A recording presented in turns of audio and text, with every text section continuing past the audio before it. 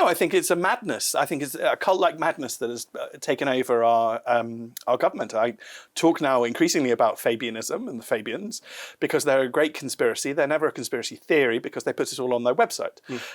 They sort of do it all in the open, but they don't like being caught.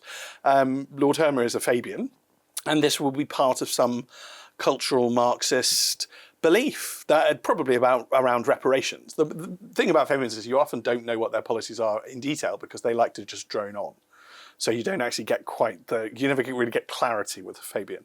But there's a sort of vague feeling that this government is pro-reparations but won't admit it. In exactly the same way that this government is pro-state killing.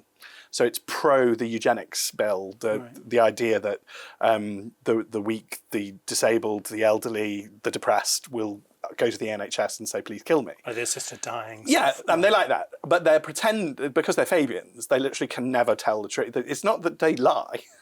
I think they can just completely incapable of telling the truth. This was the wolf in sheep's clothing logo. Yeah, wolf in sheep's clothing people. Right. The people who genuinely, I mean, George Bernard Shaw allowed himself to be filmed was quite proud to say that he didn't hate anybody, but he certainly wanted to see an awful lot of people dead. Really? And he said that everybody should go before a committee once every 5 years to justify to that committee why you got to carry on living. And so if you were sick or infirm or dependent on the state, or an orphan, and a child who doesn't have parents to look after it, then you would be killed. These people it's a very warped, grotesque worldview. And it comes, as I say, entirely out of what's called utilitarianism, which is like humanity without the humanity.